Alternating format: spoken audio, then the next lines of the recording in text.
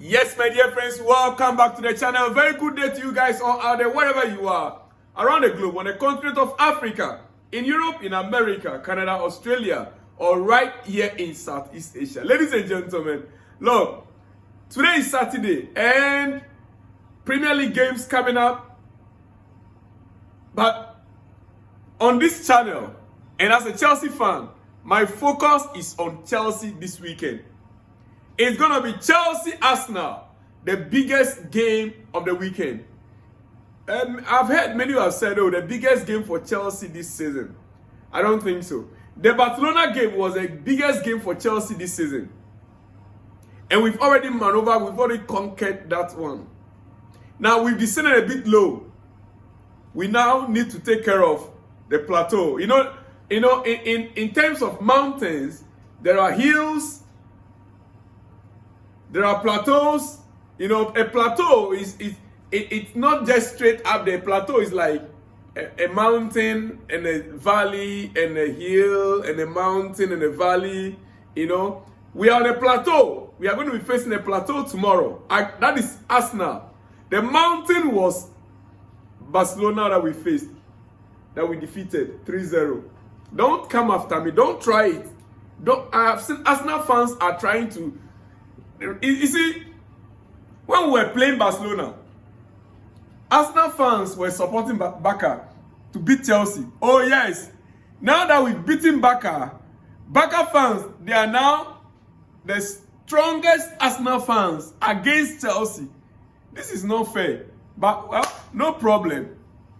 We don't walk alone. We are not Liverpool. Chelsea are not Liverpool. We don't walk alone.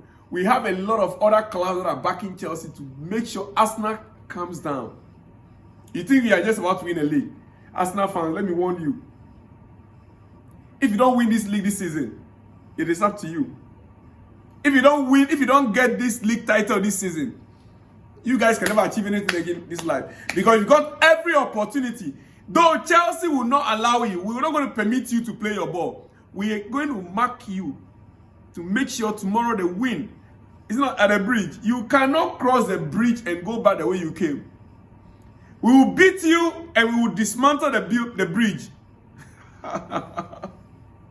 Ladies and gentlemen, we will beat you and we will dismantle the bridge. You will be begging us to free you to go back. Ladies and gentlemen. Anyway, Enzo Maresca announced yesterday that Cole Palmer is back. And he's training the best way. We are happy he is back. Yes, now we need to give him time to be 100% match fit. This is coming from Maresca. And when he was speaking, he used the word.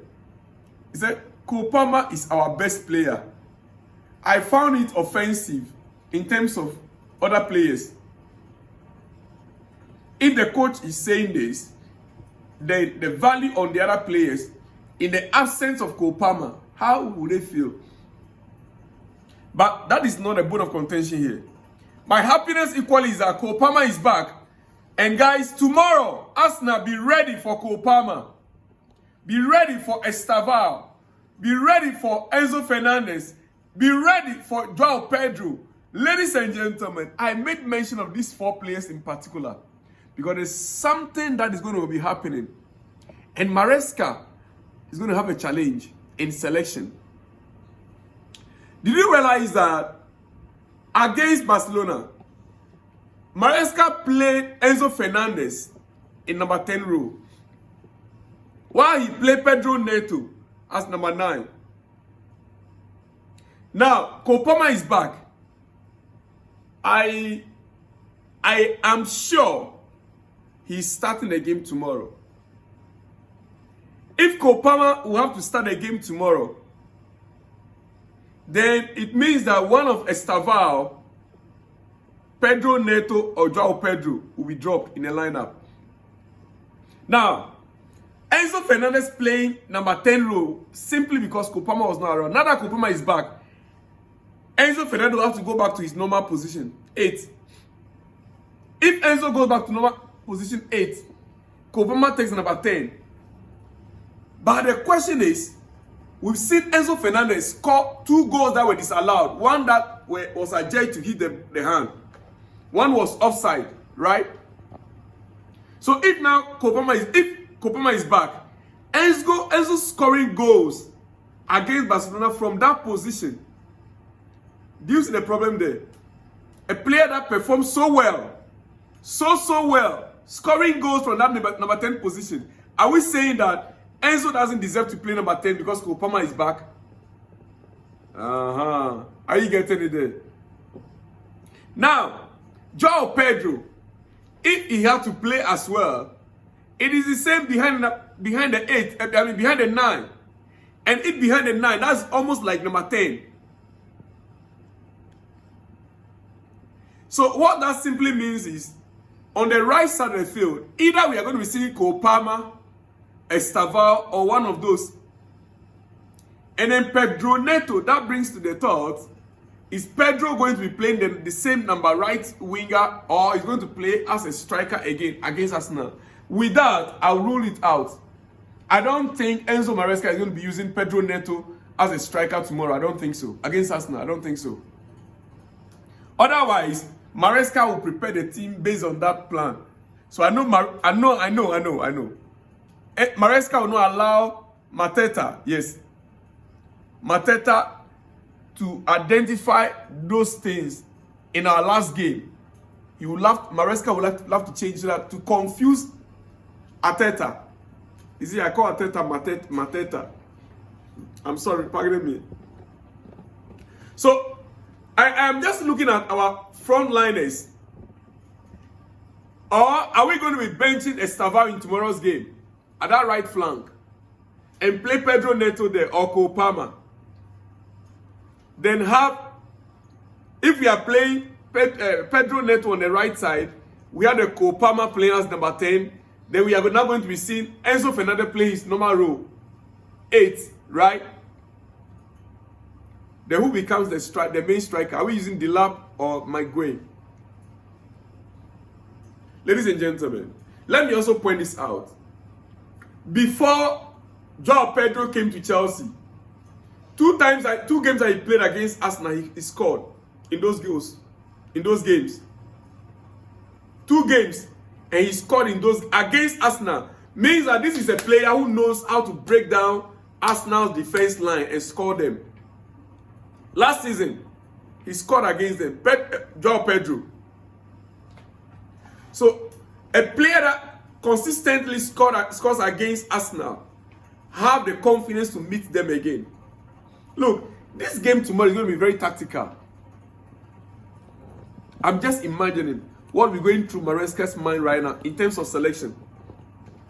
And the fact remains that Pedro Neto's quality, character, and work ethic makes it impossible, if I were a coach, it makes it impossible for me to drop him in huge games like this. Pedro Neto. It's virtually impossible for me as a coach, even as a fan, to drop him out of my lineup. But look, the beauty of this whole thing is that when you have players like this that can change games, all you need to work on your instincts and the game plan, the opposition, and who to use. In that sense, I'm not giving my lineup yet. No. It's not time for my lineup. It's tomorrow before the game. I'll still come back with another video later today. But I'll still not be giving my lineup. But I'm seeing something.